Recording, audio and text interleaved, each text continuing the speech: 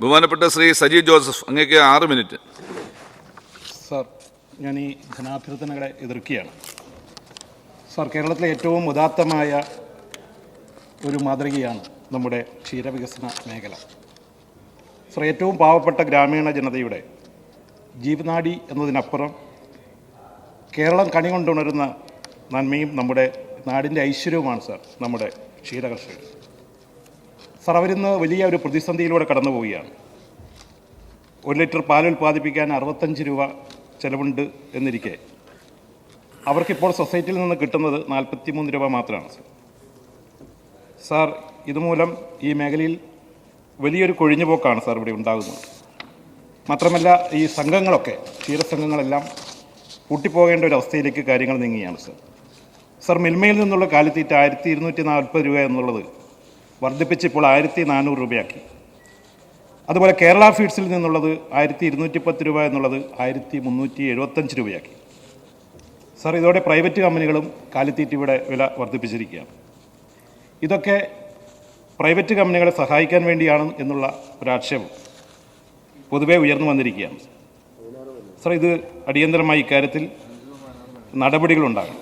എൻ്റെ നിർദ്ദേശം sir, കാലിത്തീറ്റയ്ക്ക് subsidy അടിയന്തരമായി അനുവദിക്കണം എന്നുള്ളതാണ്.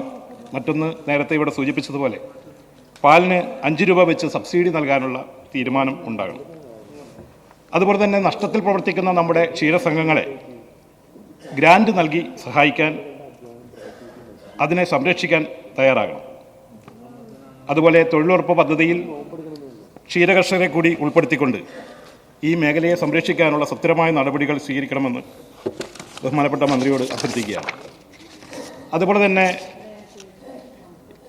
പന്നിക്കർഷകർക്ക് നഷ്ടപരിഹാരം കൊടുക്കുന്നത് സംബന്ധിച്ചുള്ള ഒരു പരാതി വ്യാപകമായിട്ട് ഉയർന്നു വന്നിട്ടുണ്ട്. ബഹുമാനപ്പെട്ട മന്ത്രിയുടെ ശ്രദ്ധയിൽ അത് പെടുത്തിയിരുന്നു. സാർ, എൻ്റെ നിയോജകമണ്ഡലത്തിൽ ഉദയഗിരി പഞ്ചായത്തിൽ പന്നി ഫാമുകളിലെ പന്നികൾക്ക് അസുഖം ബാധിച്ച് 150-ലധികം പന്നികൾ മരിക്കുകയും 600-ലധികം പന്നികൾ കൊന്നുകളയും ചെയ്തിട്ടുണ്ട്. സാർ, നാളിതുവരെയായിട്ട് നഷ്ടപരിഹാരം കൊടുത്തിട്ടില്ല. അപ്പം അത്തരത്തിലുള്ള നഷ്ടപരിഹാര തുകകൾ അടിയന്തരമായി വിതരണം ചെയ്യാനുള്ള നടപടികൾ സ്വീകരിക്കണമെന്ന് ആവശ്യപ്പെടുകയാണ്. സാർ, ഭരണപക്ഷ പ്രതിപക്ഷ വ്യത്യാസമില്ലാതെ ഈ സഭയിൽ ഏറ്റവും അധികം ചർച്ച ചെയ്യപ്പെട്ട വിഷയമാണ് സാർ നമ്മുടെ വനവകുപ്പുമായി ബന്ധപ്പെട്ടിട്ടുള്ള കാര്യങ്ങൾ.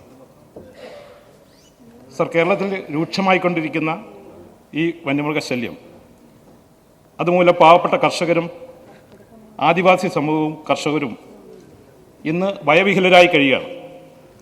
യുദ്ധസമാനമായ സാഹചര്യം നിലനിൽക്കുമ്പോഴും വന്യമൃഗശല്യത്തെ എത്ര ലാഘവത്തോടെയാണ്, നിസ്സാരമായിട്ടാണ് സാർ ഈ സർക്കാരും ഭരണകൂടവും കാണുന്നത്.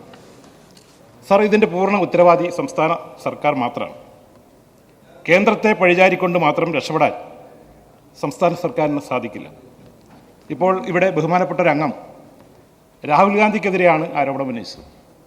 യാഥാർത്ഥ്യങ്ങൾ കാണാതെ, അത് അംഗീകരിക്കാതെ എന്തിനും ഏതിനും രാഹുൽ ഗാന്ധിയെയും കോൺഗ്രസിനെയും കുറ്റപ്പെടുത്തുന്ന ഇത്തരത്തിലുള്ള പ്രവണതകൾ, അതിന് ഏറ്റ തിരിച്ചടിയാണ് കഴിഞ്ഞ തെരഞ്ഞെടുപ്പിലുണ്ടായത്. അത് മനസ്സിലാക്കണം. ശ്രീ രാഹുൽ ഗാന്ധി വയനാടിൻ്റെ ജനപ്രതിനിധി എന്ന നിലയിൽ വയനാട്ടിലെ അതിരൂക്ഷമായിട്ടുള്ള വന്യമൃഗശല്യത്തെക്കുറിച്ച് ഏറ്റവും ശക്തമായ ഭാഷയിൽ പ്രതികരിച്ചതും ഗവൺമെൻറ്റിൽ തനിക്ക് കഴിയാവുന്ന എല്ലാ വിധത്തിലുമുള്ള സമ്മർദ്ദവും അദ്ദേഹം ചെലുത്തിയിട്ടുണ്ട്. ഏറ്റവും അധികം കത്തുകൾ ഗവൺമെൻറ്റിന് നൽകിയത് ശ്രീ രാഹുൽ ഗാന്ധിയാണ്. വന്യമൃഗാക്രമണത്തിൽ അവിടെ കർഷകൻ മരണപ്പെട്ടപ്പോൾ ഭാരത് ന്യായ യാത്ര നിർത്തിവെച്ചുകൊണ്ട് അദ്ദേഹം വയനാട്ടിലെത്തി. ആ കുടുംബങ്ങളിൽ സന്ദർശിച്ചു. അവരുടെ ആവശ്യം പരിഗണിച്ചുകൊണ്ട് ആ കുടുംബത്തെ സഹായിക്കാൻ അദ്ദേഹം മുന്നോട്ട് വന്നു. കർണാടക സർക്കാരിനോട് സഹായിക്കാൻ വേണ്ടി നിർദ്ദേശിച്ചു. കർണാടക സർക്കാർ സഹായിക്കാൻ തയ്യാറായി ഓർഡർ ഇറക്കി 15 ലക്ഷം രൂപ നൽകാൻ വേണ്ടി തീരുമാനിച്ചു. പക്ഷേ ആ തീരുമാനത്തെ BJP, കർണാടകയിലെ BJP അതിശക്തമായി എതിർത്തു. ജാതിയും മതവും പറഞ്ഞ്, പ്രദേശം പറഞ്ഞ് വിഭാഗീയത സൃഷ്ടിക്കാൻ ശ്രമിച്ചു. ആ കുടുംബത്തെ ആക്ഷേപിച്ചു. അവസാനം ആ കുടുംബം ആ തുക വേണ്ട, ആ സഹായം വേണ്ട എന്ന് പറയേണ്ട അവസ്ഥ വന്നു. ഏറ്റവും അവസാനം രാഹുൽ ഗാന്ധി കേരളത്തിലെ പാർട്ടി ഘടകത്തോട് നിർദ്ദേശിച്ചു, നമ്മൾ സഹായിക്കണം. അങ്ങനെ 15 ലക്ഷം രൂപ ഇന്ത്യൻ നാഷണൽ കോൺഗ്രസ് ആ കുടുംബത്തിന് നൽകി സഹായിച്ചിട്ടുണ്ട്. സാർ, ഇതുപോലെ ശ്രീ രാഹുൽ ഗാന്ധി ഇടപെട്ടപ്പോൾ ഈ വകുപ്പിൻ്റെ തലവൻ ബഹുമാനപ്പെട്ട വനം മന്ത്രി, അദ്ദേഹത്തിന് പോലും അവിടെ പോകാൻ സാധിച്ചിട്ടില്ല. ഗവൺമെന്റിനെ പ്രതികരിച്ച് പോകാൻ സാധിച്ചിട്ടില്ല. ആ സമയം പോകാൻ സാധിച്ചിട്ടില്ല. അങ്ങനെ ഗവൺമെന്റിൻ്റെ ഇവിടെ ഭരിക്കുന്നവരുടെ ഉത്തരവാദിത്വം പോലും നിർവഹിക്കാൻ കഴിയാതെ അത്തരത്തിലുള്ള കുറവുകളോ പോരായ്മകളും മറ്റുള്ളവരുടെ ചുമലിൽ കെട്ടിവെക്കാനുള്ള ഈ നീക്കം അത് ശക്തമായി പ്രതിഷേധിക്കപ്പെടേണ്ടതാണ് സർ.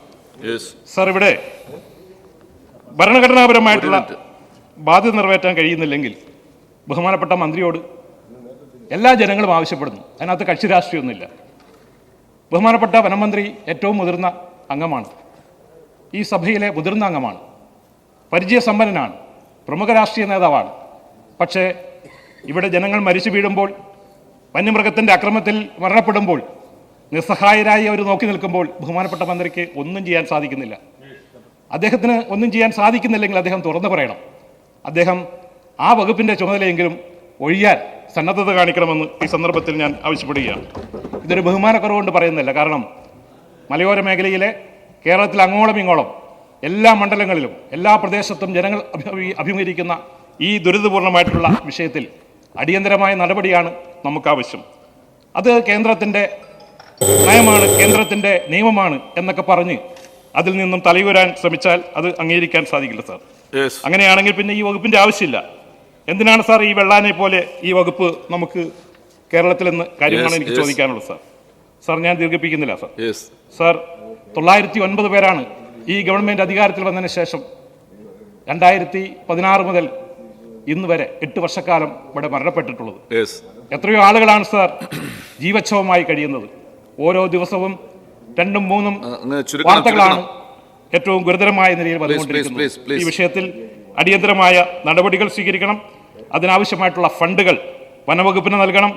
ഇവിടെ പ്രഖ്യാപിക്കപ്പെട്ടിരിക്കുന്ന RRTകൾ അത് വളരെ പരിമിതമാണ്. കാസർഗോഡ്, കണ്ണൂർ ജില്ലയെ പൂർണ്ണമായും ഒഴിവാക്കിക്കൊണ്ടാണ് RRTകൾ പ്രഖ്യാപിച്ചിരിക്കുന്നത്. അതും പുനഃപരിശോധിക്കണമെന്ന് ഈ സന്ദർഭത്തിൽ ആവശ്യപ്പെട്ടുകൊണ്ട് എൻ്റെ ഈ വാക്കുകൾ ചുരുക്കുന്നു. ഈ ധനാഭ്യർത്ഥനയെ എതിർക്കുന്നു. Thank you.